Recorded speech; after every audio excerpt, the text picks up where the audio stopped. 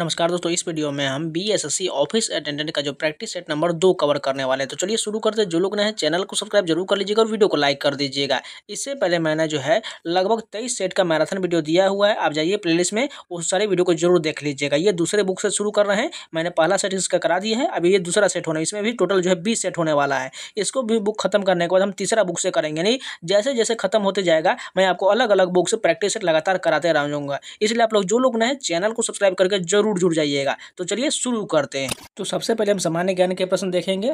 First question देखिए, यहाँ पर थोड़ा आपको स्पष्ट रूप से नहीं दिख रहा होगा, बस ध्यान से बात को सुनिएगा, आपको समझ में आने लगेगा।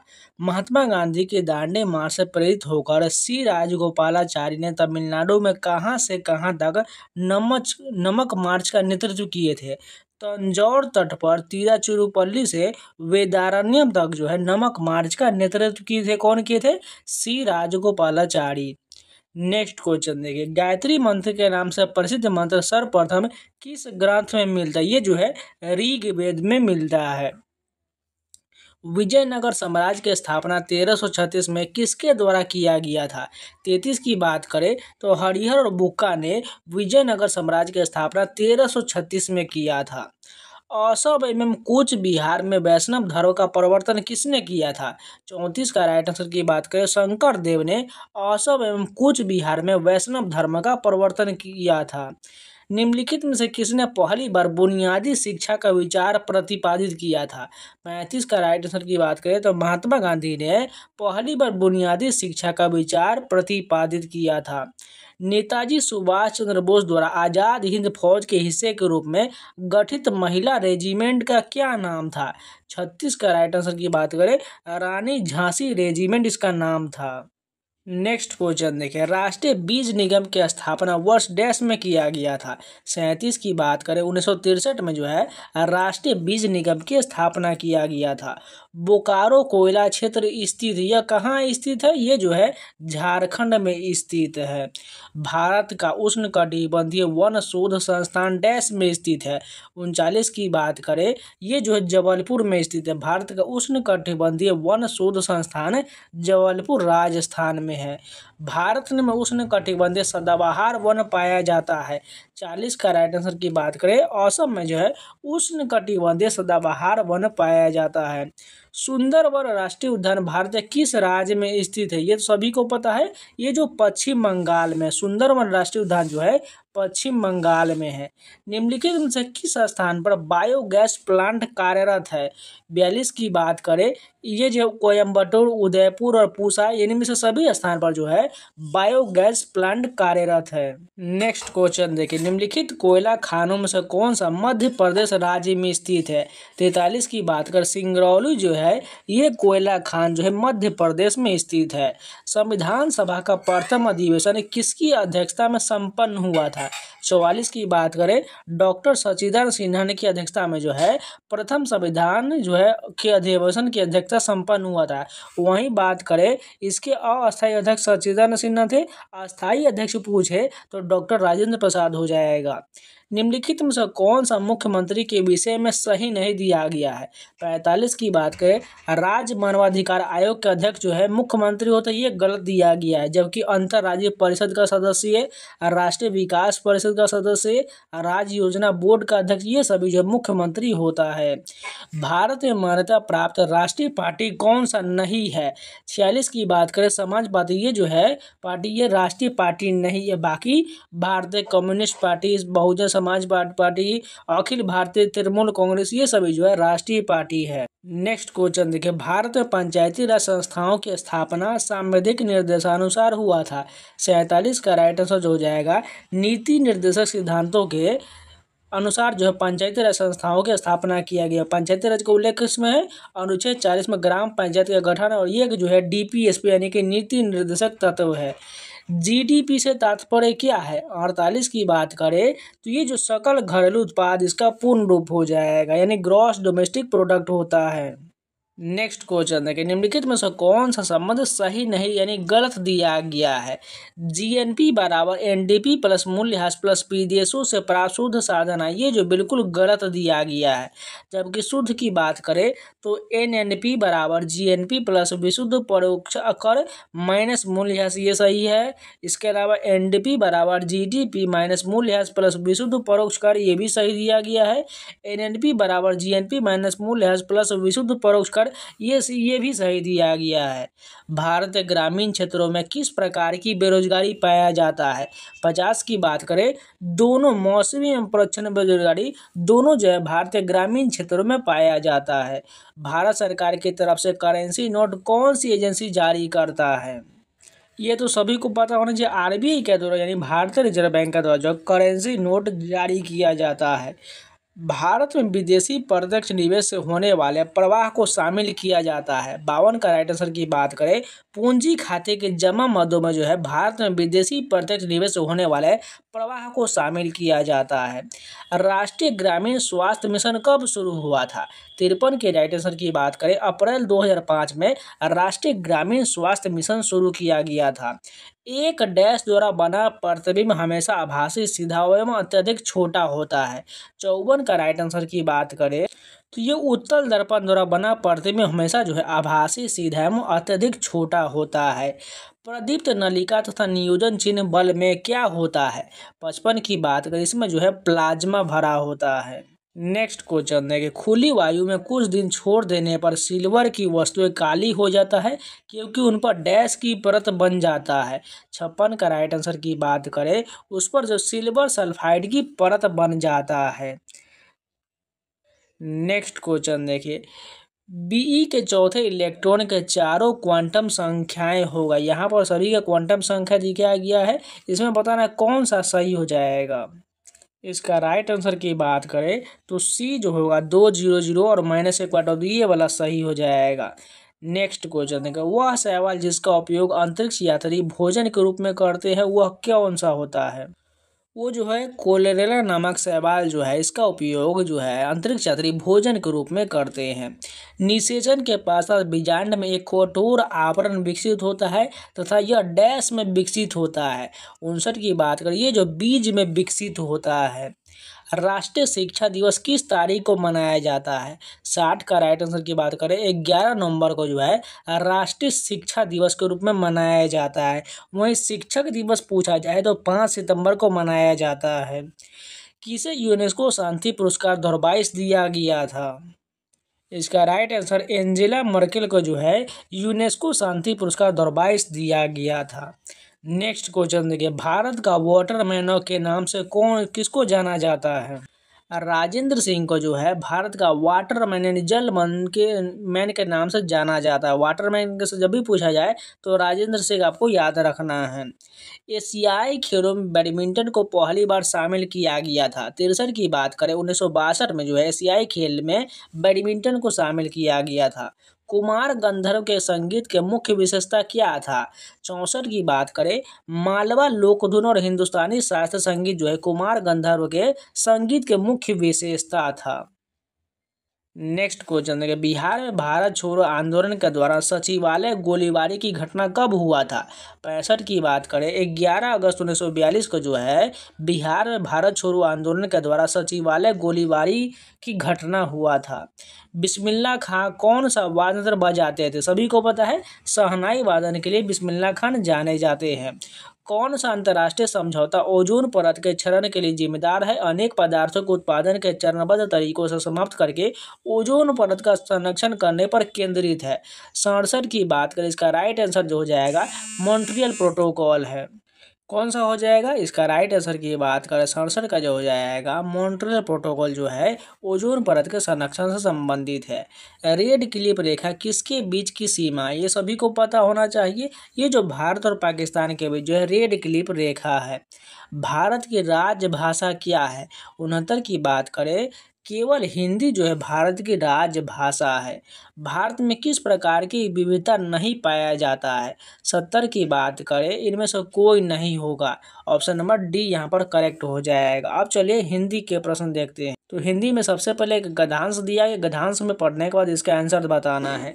राष्ट्र के सर्वांगीकरण विकास के लिए चरित्र निर्माण परम आवश्यक है। जिस प्रकार वर्तमान में भौतिक निर्माण का कार्य अनेक योजनाओं के माध्यम से तीव्र गति के साथ संपन्न हो रहा है, वैसे ही वर्तमान की सबसे बड़ी आवश्यकता यह है कि देशवासियों के चरित्र निर्माण के लिए भी प्रयत्न किया जाए।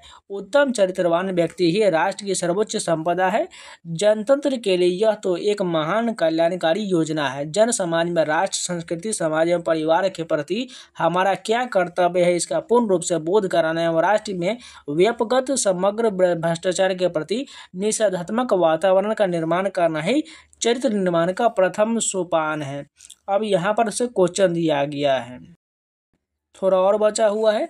मस्तिष्क में भारतीयता के प्रति जो है हीन भावना उत्पन्न हो गई। चरित्र निर्माण में जो कि बाल्यावस्था से ही ऋषि कुल, गुरुकुल, आचार्य कुल की शिक्षा के द्वारा प्राचीन समय से किया जाता है। आज की लॉर्ड मैकाले की शिक्षा पद्धति से संचालित स्कूलों एवं कॉलेजों के लिए एक हास्यास्पद विषय बन गया है।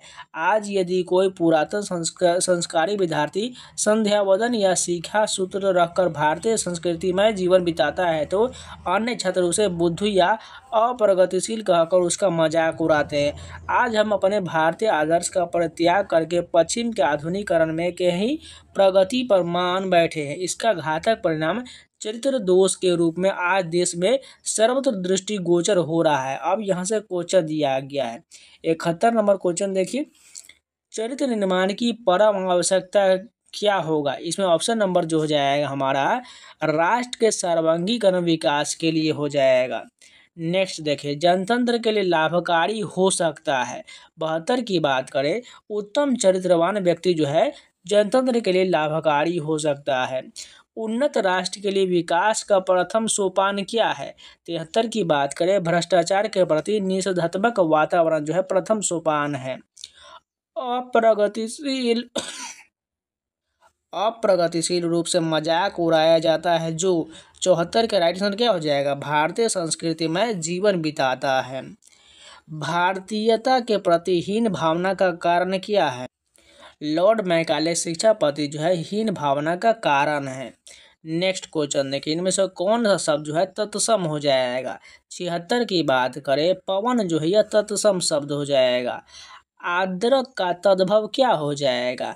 77 की बात करें, अदरक इसका तद्भव हो जाएगा। नेक्स्ट क्वेश्चन देखिए, टहलना एक अच्छा व्यायाम है में टहलना क्या है? 78 की बात करें, ये जो क्रियात्मक संज्ञा हो जाए, टहलना जो है क्रियात्मक संज्ञा है। इनमें से कौन सा शब्द जातिवाचक संज्ञा है? 79 की बात करें, मनुष्य जो है जातिवाचक संज्ञा है। सही वर्तनी वाला शब्द कौन सा हो जाएगा? 80 की बात करें, विकास जो यह सही वर्तनी वाला शब्द है। जैसा करोगे वैसा भरोगे में सर्वनाम का कौन सा भेद है? 81 की बात करें, इसमें जो है संबंधवाचक भेद हो जाएगा। नाविक का सही संधि विच्छेद क्या हो जाएगा? 82 की बात करें, 9 जोड़ 1 ये जो नाविक का सही संधि विच्छेद होगा। मतदाता शब्द में कौन सा समास है? 83 की बात करें, तत्पुरुष समास हो जाएगा। अर्चना अत्यंत सुंदर है वाक्य में कौन सा शब्द विशेषण है? 84 की बात करें, सुंदर जो है ये जो इसमें जो है शब्द विशेषण हो जाएगा। जिस पर हमला न किया गया इस वाक्यांश के उपयुक्त शब्द में से कौन सा हो जाएगा?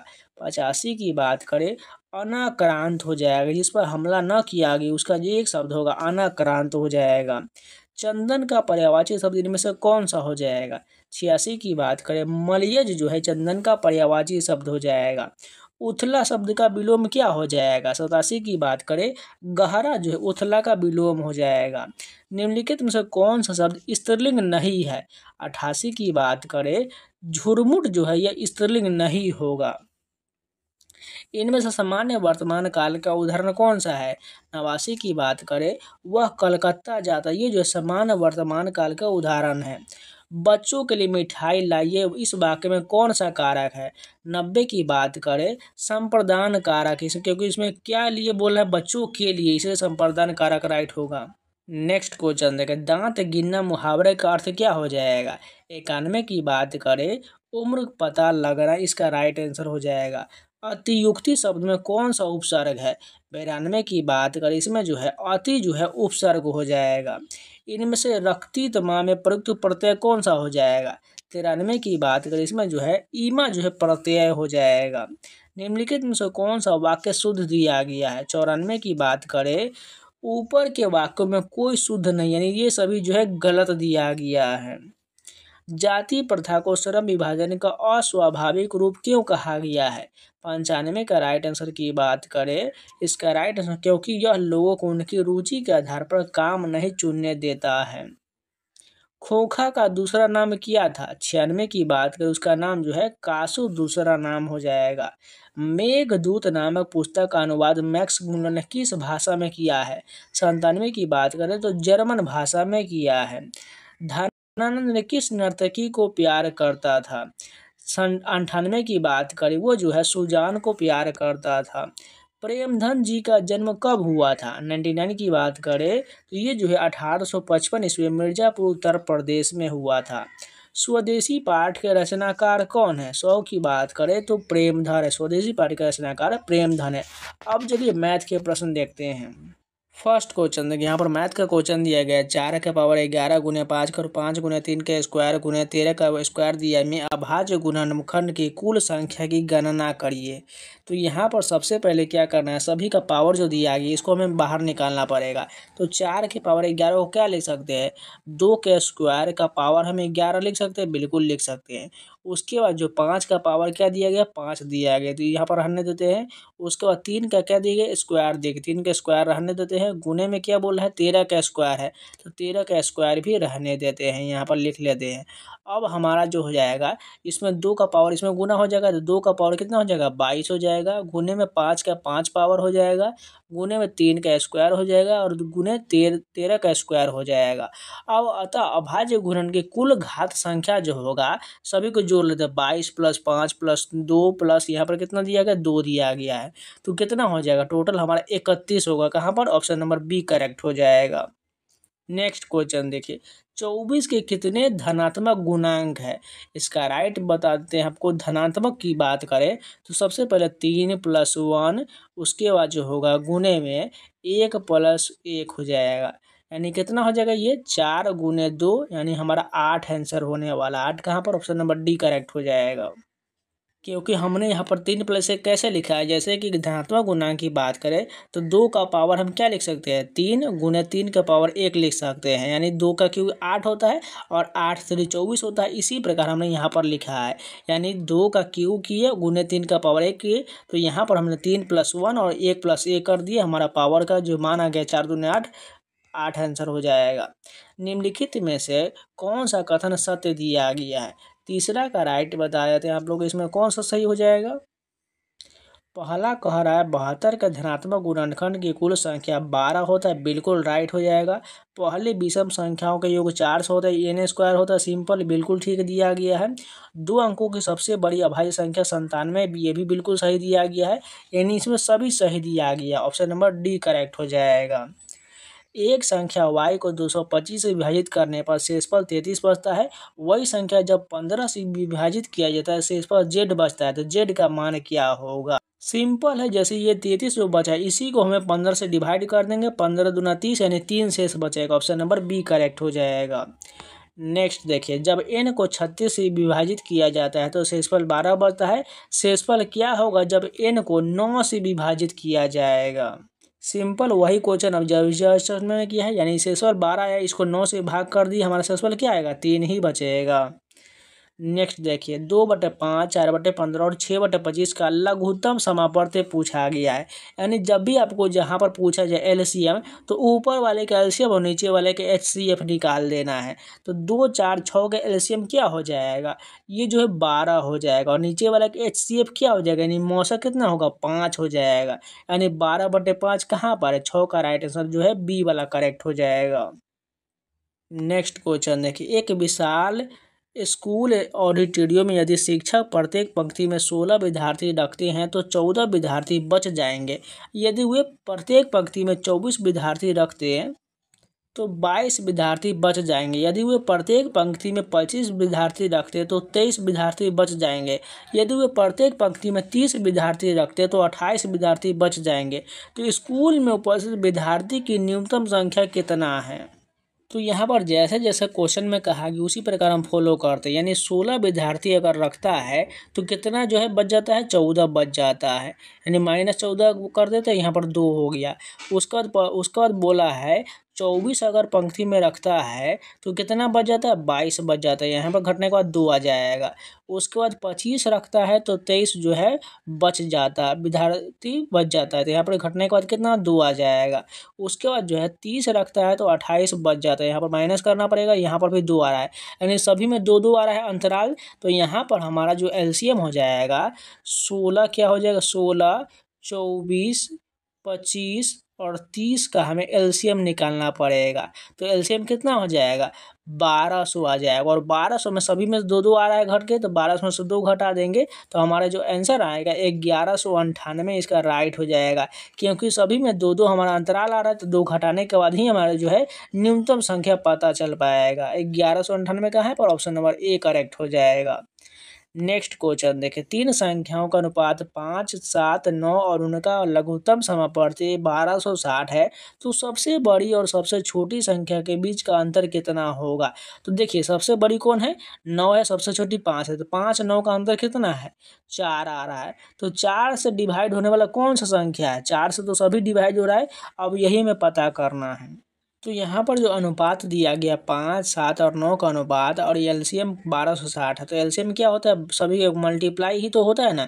तो 5 होते हैं 35, 35 नंबर कितना हो जाएगा, 315 हो जाएगा।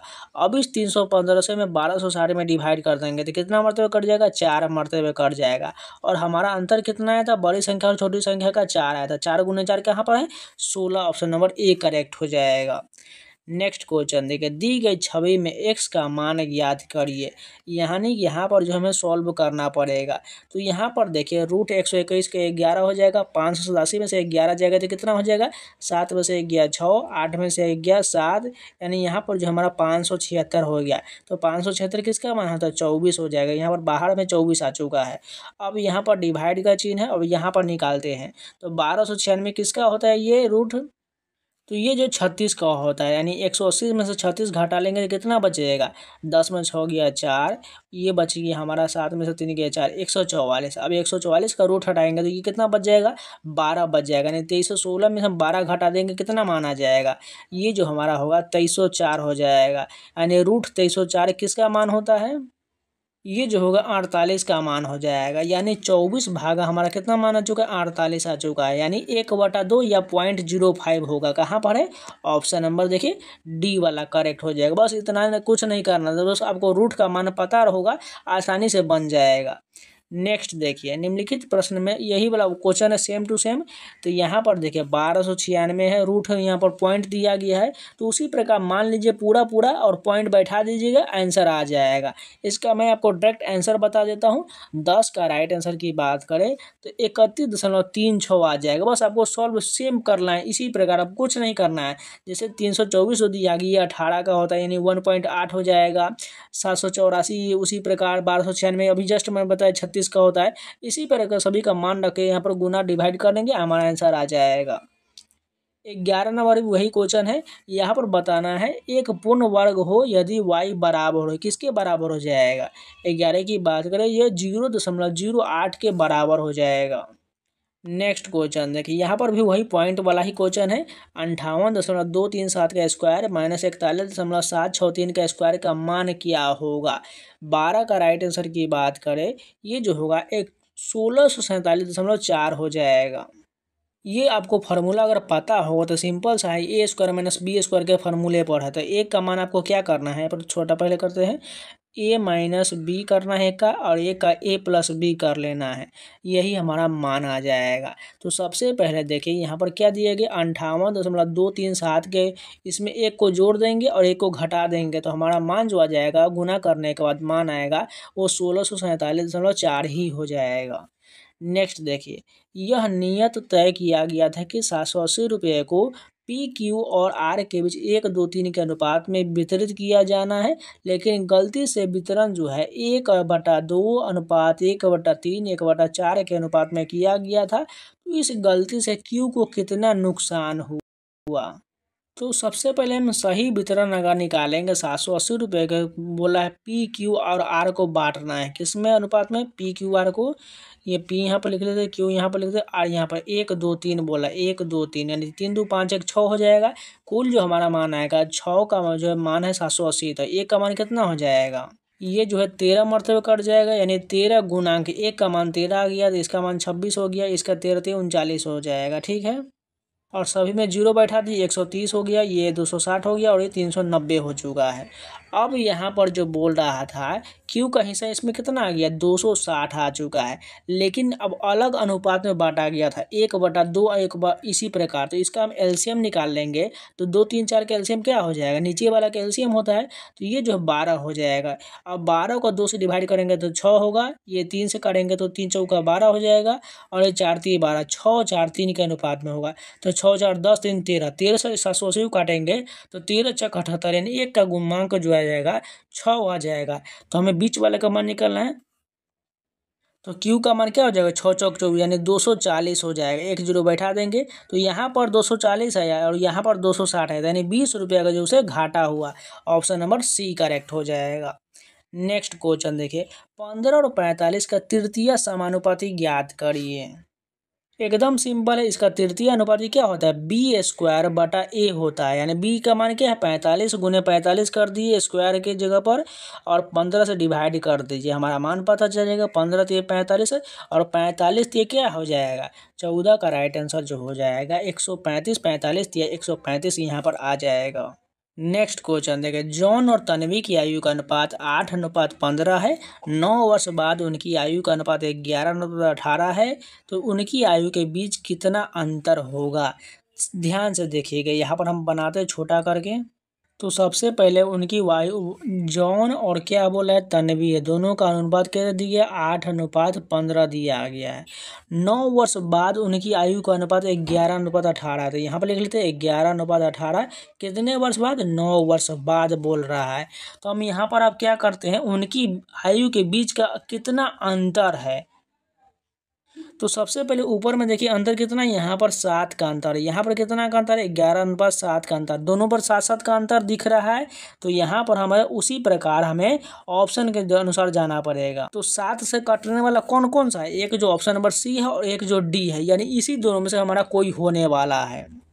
यहाँ पर ध्यान से देखिएगा, 8 से 11 कितना बढ़ रहा है, यहाँ पर 3 बढ़ रहा है। 15 से 18 यहाँ पर भी 3 बढ़ रहा है, लेकिन बोल रहा है 9 वर्ष बाद, तो यहाँ पर देखिए 3 यहाँ पर बढ़ रहा है, लेकिन 9 यहाँ पर हो रहा है, यानी कितना गुणांक है, 3 का गुणांक है, और अंतर कितना है, 7 है। 7 का गुना 3 में कर दिए, 7 3 21 आंसर होने वाला, यही हमारा अंतर हो जाएगा। बस इतना ही कुछ करना था। ध्यान से अब देखिएगा, समझिएगा, आपको पता चल जाएगा। फिर से आप लोगों को एक बार मिटाकर समझा देते हैं।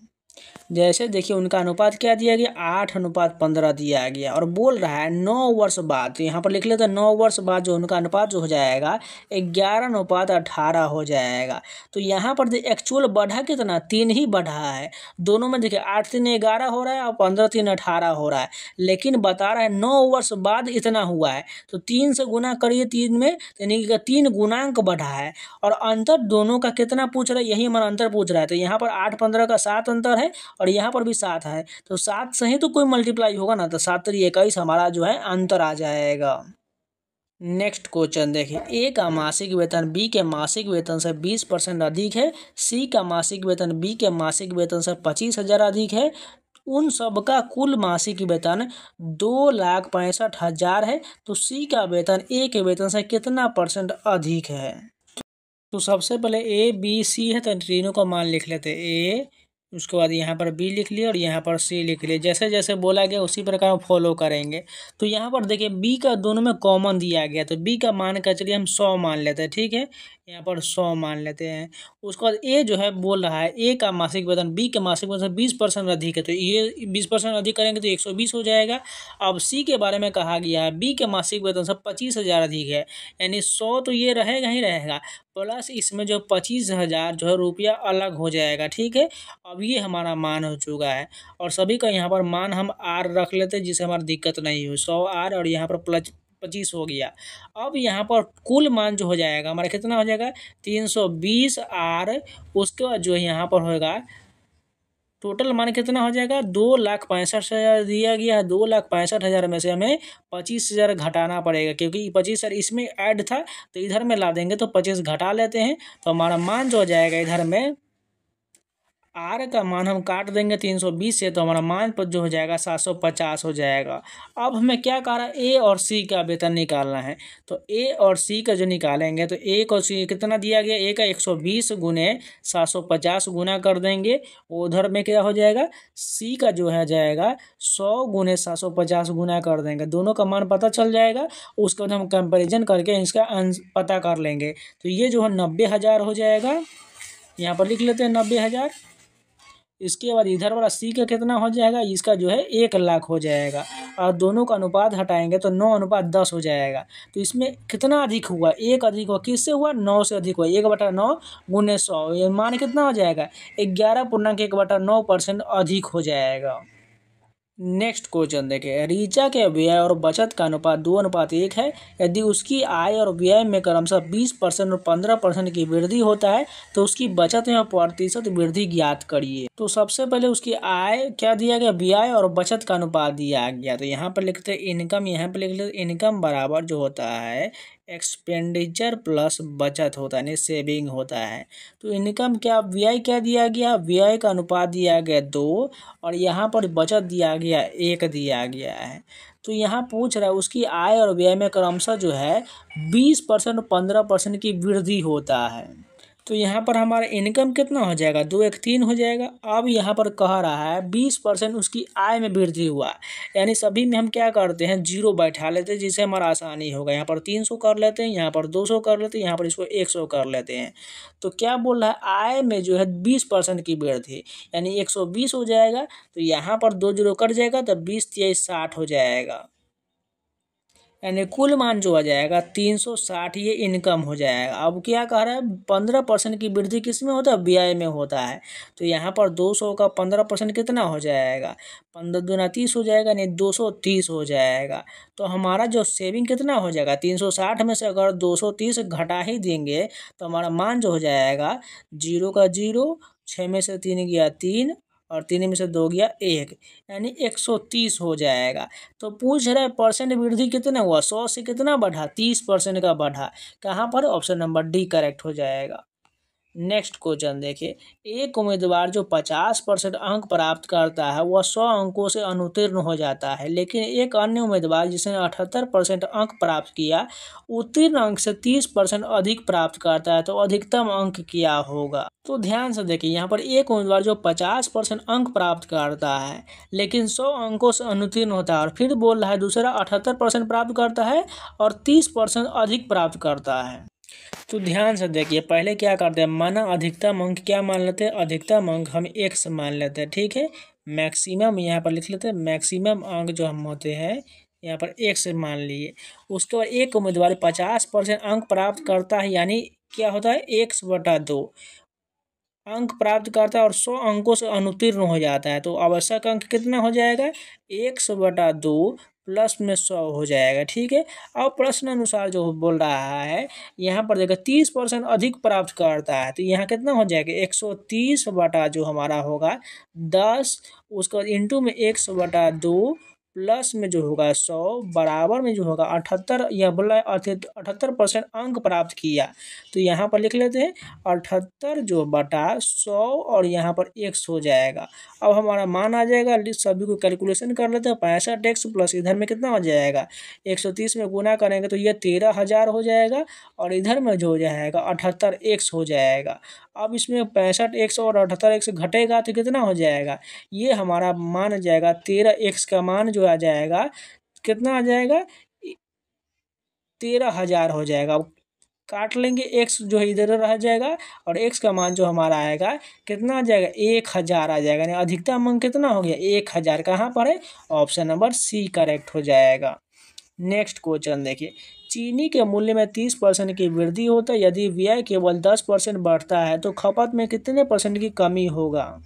ये भी एकदम सिंपल है, सक्सेसिव से ही बन जाएगा। बोल रहा है व्यय में केवल 10% बढ़ता है तो 10% इधर रख लेंगे, और बोल रहा है पहले 30% कितना कम करे, यानी 30 - 1 -30 × X हो जाएगा। तो यहाँ पर हम क्या कर रहे थे, एक्स का मान कितना आ जाएगा, 200/13 हो जाएगा घटने के बाद। तो एक्स का मान कितना आ जाएगा, 15.38% कहाँ पर है, ऑप्शन नंबर बी करेक्ट हो जाएगा। नेक्स्ट क्वेश्चन देखिए, कोई बेईमान दुकानदार क्रय पर चावल बेचता है लेकिन वह 1000 ग्राम की जगह 925 ग्राम के गलत वजन का उपयोग करता है, तो उसका लाभ परसेंट कितना हो जाएगा। एकदम सिंपल, देखिए 1000 से कितना पर बेच रहा है, 925, यानी 75 का लाभ ले रहा है। किस पर ले रहा है, यहाँ पर आपको 1000 नहीं नीचे डालना पड़ेगा, आपको 925 ही डालना पड़ेगा। तो 925 नीचे रखिए और परसेंटेज के लिए 100 से गुना कर लीजिए और काट पीट लीजिए। हमारा आंसर कितना आ जाएगा, 20 की बात करें तो 8.11% आंसर हो जाएगा। 28 वस्तु का विक्रय मूल्य 16 वस्तु के क्रय मूल्य के बराबर, तो लाभ या हानि बताइए। एकदम सिंपल, ध्यान से देखिए, 28 वस्तु का विक्रय मूल्य जो है 16 वस्तु के क्रय मूल्य के बराबर है। तो इन दोनों में से घटा लीजिए, 28 में से 16 जाएगा, कितना हो जाएगा 16, और ये हो जाएगा 4 और 8, ये जो होगा 12 हो जाएगा। और किसके बराबर है, 28 वस्तु का, तो 12/28 × 100 कर लीजिए, अब काट लीजिए, हमारा आंसर आ जाएगा। तो ये काटेंगे तो कितना नंबर है, 2 से काटिए 6, ये काटेंगे 14, और फिर से काटेंगे 7, ये काटेगा 3। अब काटिए 7 से काटेंगे 100 को तो 14 दशमलव कुछ होगा, यानी 14 तो 42 पूर्णांक कुछ जो हानि होने वाला है। क्योंकि देखिए 28 वस्तु को बेच रहा है और 16 वस्तु का क्रय मूल्य ही है, यानी घाटा ही तो हो रहा है ना। अगर आपका पास 16 वस्तु है और आपने जो 28 वस्तु बेच दिया, तो आपने जो घाटा में चले गए। ऑप्शन नंबर सी यहाँ पर 42.86% की हानि हो जाएगा। नेक्स्ट क्वेश्चन देखिए, यदि साधारण ब्याज की वार्षिक दर पर 8% बढ़कर 12.5% हो जाता है, तो एक व्यक्ति की वार्षिक आय 639 की वृद्धि हो जाता है, तो मूलधन ज्ञात करिए। तो सबसे पहले आपको कुल वृद्धि निकालना पड़ेगा। तो यहाँ पर कितना है, 12.5% है, तो 12.5% का मान क्या होता है, 1/8 होता है। और यहाँ पर 8% से बढ़कर 5.5% हुआ है, तो 1/8 -8 घटा लेंगे, तो यहाँ पर जो मान आएगा, नहीं तो इसको डायरेक्ट बना ही लेते हैं, तो ये जो हो जाएगा 12.5% हो जाएगा, माइनस में 8 घटा लेंगे, तो हमारा मान जो हो जाएगा 4.5% हो जाएगा। अब दिया गया 4.5% का मान जो दिया गया 639 दिया गया, कितना है 639। यहाँ पर जब इसको डिवाइड करेंगे तो हमारा मान जो जाएगा 100% का 14,200 हो जाएगा। ऑप्शन नंबर ए करेक्ट हो जाएगा। 16% वार्षिक ब्याज की दर से 15,625 रुपये की राशि 2.3/4 वर्ष तक चक्रवृद्धि ब्याज है। ब्याज की गणना वार्षिक चक्रवृद्धि आधार पर किया जाता है। ये भी एकदम सिंपल, क्या बोल रहा है, 15,625, और यहाँ पर वर्ष क्या दिया गया है, 2.3/4 वर्ष दिया गया है। और यहाँ पर 16% का वार्षिक ब्याज की दर से है, तो 16% जो मान दिया गया है ये कितना हो जाएगा, 116/100 हो जाएगा। ठीक, और यहाँ पर समय के अनुसार भी जाना पड़ेगा, क्योंकि 2 बार तो 116 जाएगा। देखिए 2 साल दिया गया है, और 3/4 में 12 से अगर डिवाइड करेंगे, 4 × 12 3 9 महीने का ही होगा, यानी 9 महीने का ब्याज कितना हो जाएगा 16% का, ये जो 12 हो जाएगा। यानी अब दूना इसमें गुना कर लेते, तो ऊपर में 116 2 बार करेंगे और नीचे 100 रहेगा, 116 और एक बार जो हम 112 से ही गुना करेंगे, क्योंकि 9 महीने का ही है, तो यानी 112 बटा नीचे में 100 हो जाएगा। अब यहाँ पर काट पीट लेंगे, हमारा मान आ जाएगा, ये जो है मिश्रधन का मान होने वाला है, तो ये जो होगा 23,548 हो जाएगा। अब इसमें से हमें मान घटाना पड़ेगा। चक्रवृद्धि ब्याज के लिए मिश्रधन माइनस मूलधन होगा, तो मूलधन घटा लेते हैं 15,625, तो हमारा मान क्या जाएगा ब्याज का, 7,923 होगा। कहाँ पर है, ऑप्शन नंबर सी करेक्ट हो जाएगा। नेक्स्ट क्वेश्चन देखिए, एक साइकिल के पहिए का व्यास 7 सेंटीमीटर है। एक साइकिल सवार को एक गंतव्य तक पहुंचने में 36.3 किलोमीटर प्रति आवर की चाल से 75 मिनट लगता है। यात्रा के दौरान पहिए कितने चक्कर लगाएगा। एकदम सिंपल है, इसका राइट आंसर आप लोगों को बता देते हैं। 20,000, यहाँ पर कितना हो जाएगा, 11,000, 10,000, लाख, 2,06,250 चक्कर लगाएगा। इसमें आपको सबसे पहले तो चाल निकालना पड़ेगा, उसके बाद दिया गया समय से में यहाँ पर हमें गुना करना पड़ेगा, उसके बाद सवारी द्वारा चली गई दूरी निकालना पड़ेगा, फिर चक्कर से हमें यहाँ पर वृत्त की परिधि होता है 2πr, उसमें गुना कर देंगे, और उसके बाद हमारा लास्ट में जो डिवाइड करेंगे तो हमारा मान जो है इतना आ जाएगा। नेक्स्ट क्वेश्चन देखिए, यश्री एक्स स्कूटर द्वारा 30 किलोमीटर प्रति घंटा के चाल से अपने कार्यालय जाता है और 6 मिनट पहले पहुंच जाता है। यदि वह 24 किलोमीटर प्रति घंटा के चाल से जाता है तो 5 मिनट देरी से पहुंचता, तो उनके कार्यालय की दूरी बताइए। ये भी इजी क्वेश्चन है। तो सबसे पहले जो है दूरी को उसके क्या मान लेते हैं, एक्स किलोमीटर मान लेते, दूरी जो है इसका एक्स किलोमीटर, ठीक है। तो पहले क्या बोला है, 100/24 जो हो जाएगा, 24 के चाल से जाता है, और बाद में जो पहले पहले जाता था 30 के चाल से जाता था, तो 30 कर लेंगे। और उसे टाइम कितना लग रहा है, 5 यहाँ पर देरी हो रहा है और यहाँ 6 मिनट पहले पहुँचा, दोनों को ऐड कर लेंगे, 5 6 11/60 हो जाएगा। बस हम सॉल्व कर लेंगे, हमारा आंसर आ जाएगा। तो यहाँ पर देखिए काट पीट लेंगे, या नहीं तो डायरेक्ट ही कर लेते हैं। तो ये जो हो जाएगा 5x - 4x बटे नीचे में कितना आ जाएगा, ये 120 हो जाएगा। 24 और 30 का एलसीएम 120/11/60 हो जाएगा। और नीचे जो x गुने क्या हो जाएगा, 11/60 गुने में 120 हो जाएगा। उसको काट पीट लेंगे, 60 दूना 11 दूना 22 किलोमीटर, कहाँ पर सी करेक्ट हो जाएगा। समान लंबाई वाले दो ट्रेन किसी खंभे को पार करने में 13 सेकेंड और 26 सेकेंड का समय लेता है। यदि ये ट्रेन जो है एक ही दिशा में चल रहा हो तो दूसरे को पार करने में कितना समय लगेगा। तो सबसे पहले ट्रेन की लंबाई क्या मान लेते हैं, डी मीटर मान लेते हैं, ठीक है। डिस्टेंस डी मीटर हो जाएगा। तो पहली ट्रेन का जो हो जाएगा चाल बराबर जो हो जाएगा D/13 सेकेंड हो जाएगा, ठीक है। यहाँ पर हमने समय से डिवाइड कर दिए तो 13 मीटर प्रति सेकेंड हो जाएगा। दूसरी ट्रेन का जो चाल हो जाएगा D/ क्या दिया गया, 26 दिया गया, तो यहाँ पर D/26 मान लीजिए मीटर प्रति सेकेंड हो जाएगा।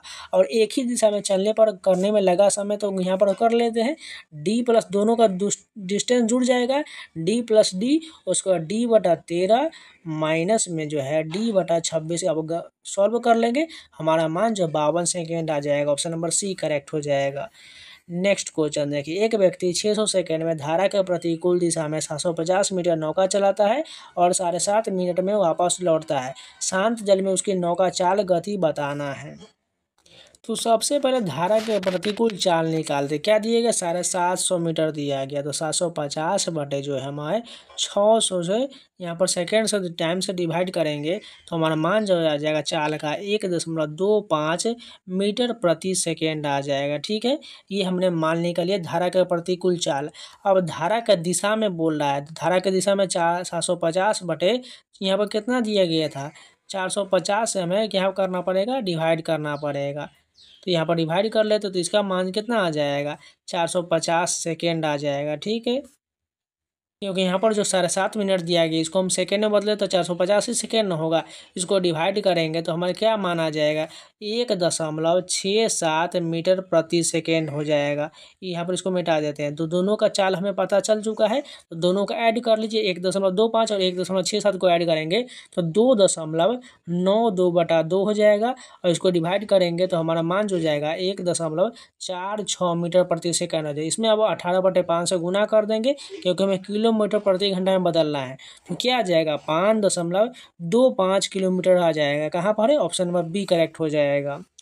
नेक्स्ट देखिए, यहाँ पर 28 नंबर क्वेश्चन दिया गया, यदि x के पावर 4 + 1/x के पावर 1154 है तो यहाँ पर पूछा गया x³ + 1/x³ का मान क्या होगा। तो सबसे पहले देखिए x का पावर 4 दिया गया तो हमें x² निकालना पड़ेगा, 1/x² निकालना पड़ेगा। तो इसका मान क्या होता है, ये जो हो जाएगा 1154 में हमें k² + 2 ऐड करना पड़ेगा। तो ये कितना हो जाएगा, 1156। और 1156 किसका होता है, ये जो 34 का स्क्वायर होता है। तो यहाँ पर मान जो हमारा कितना आ चुका है, x + s² का हमारे 34 पता चल चुका है। उसी प्रकार आप फिर निकालेंगे x + 1/x निकालेंगे तो 34 में 2 ऐड करेंगे तो 36 हो जाएगा। 36 किसका होता है, 6 हो जाएगा। यानी हमें ये आप पता चल चुका। अब इससे हम x³ निकालेंगे तो x³ क्या होता है, k³ - 3k होता है। यानी 6 का क्यूब क्या हो जाएगा, 216 - 3k, यानी 3 के 6 18 हो जाएगा। 216 - 18 198 हो जाएगा। इसका राइट आंसर 198 कहाँ पर है, ऑप्शन नंबर सी करेक्ट हो जाएगा। नेक्स्ट क्वेश्चन देखिए, a - के पावर 1/a - 5 10 दिया गया है। सेम उसी प्रकार का क्वेश्चन है। 29 की बात करें, इसका राइट आंसर 140 हो जाएगा। लास्ट क्वेश्चन देखिए, g के किस मान के लिए 6x + 12y + 9 = 0 और 2x + gy + 3 = 0 के रेखीय ग्राफ में समाधानों की अनंत संख्या होगा। सबसे पहले अनंत हलों के लिए जो होगा 6 यहाँ पर है, 2 यहाँ पर रख लीजिए, 12 यहाँ पर, जी किसका मान निकाला तो 12 बटे क्या है जी हो जाएगा। तो 2 तिहाई 6 और यहाँ पर 3 से 12 को काटेंगे 4 मरतबे कट जाएगा। तो जी का मान जो हो जाएगा 4 हो जाएगा। 4 कहाँ पर है? ऑप्शन नंबर बी करेक्ट हो जाएगा। तो ये सेकंड सेट के जितने भी प्रश्न हैं सारे कंप्लीट हो गए। उम्मीद है आप लोग को वीडियो पसंद आया होगा, तो लाइक कर दीजिएगा। इसमें थोड़ा आपको जो देखने में थोड़ा अच्छा नहीं लग रहा हो, लेकिन देख लीजिए, आपको जो कल से जो है थोड़ा साफ सुथरा देखेंगे, प्रयास करने का। अगर आप लोग को वीडियो पसंद है तो लाइक कर दीजिए, अगर नहीं है तो चैनल को सब्सक्राइब जरूर कर लीजिएगा। अगर कोई भी वीडियो छूटा हो तो जाके प्लेलिस्ट में जरूर देख लीजिएगा। इसमें प्लेलिस्ट में बहुत सारे मैंने वीडियो ऐड कर चुका है, टोटल जो 30-32 वीडियो हो चुका है। जाइए आप सारे वीडियो को जरूर देखते रहिएगा। तो चलिए मिलते हैं नए वीडियो के साथ, तब तक के लिए जय हिंद। और टेक्स्ट बुक का पास परचेज करना चाहता है जाइए परचेज कर लीजिए, कूपन कोड सावन लगा लीजिएगा, SAW ने आपको 12% का डिस्काउंट मिल जाएगा और मात्र 571 में 1 साल का पासवर्ड मिल जाएगा, जिसमें आपको BSSC के सभी एग्जाम, चाहे BPSC, बिहार दरोगा, बिहार पुलिस या SSC रेलवे बैंकिंग संबंधित इंडिया का 900+ एग्जाम का mock test, previous question, section test, chapter test, ये सारा मिल जाएगा। कोई भी एग्जाम का आप टेस्ट लगा सकते हैं। जाइए परचेज करिए और मॉक टेस्ट लगाना शुरू कर दीजिए। और इन सभी का PDF पाना चाहते हैं तो टेलीग्राम ज्वाइन कर लीजिए। यहाँ पर टेलीग्राम का स्कैनर दिख रहा है, स्कैन कर लीजिए और जाइए टेलीग्राम पर सर्च कर लीजिएगा SSC एस्पिरेंट सावन, वहाँ पर आपको फाइल सेक्शन में PDF मिल जाएगा। तो चलिए मिलता है नए वीडियो के साथ, तब तक के लिए जय हिंद।